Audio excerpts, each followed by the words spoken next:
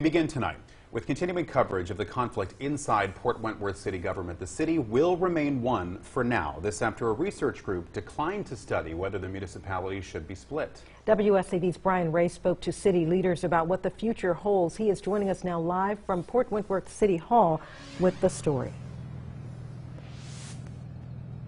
Ben, Tina, good evening. The interim city manager tells me as of now, council wants to try to move forward as one city. It comes after months of turmoil left City Hall understaffed and residents frustrated. It all started in February, walkouts by the former city manager and 5 other employees over what they called a hostile work environment. That led to council approving a resolution to explore dividing the city in March. Now in April, leaders say they're looking towards the future and want to try to remain one city. It's hard to run a city government in general without some of the issues that we've gone through.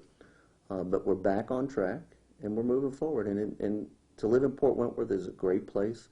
Earlier this week, the mayor and all 6 council members met for a retreat where they were told the University of Georgia's Carl Vinson Institute of Government declined to study if it's possible to divide the city. But there's been a lot of issues with trying to split cities. And the Carl Vinson, I think that their specialty is on these feasibility studies, is creating new cities where there's none.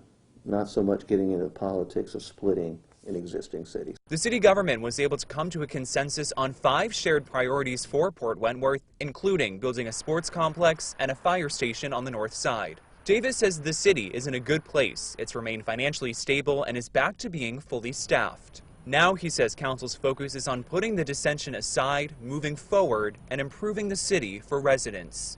To have everyone there and working together and talking was really, really good.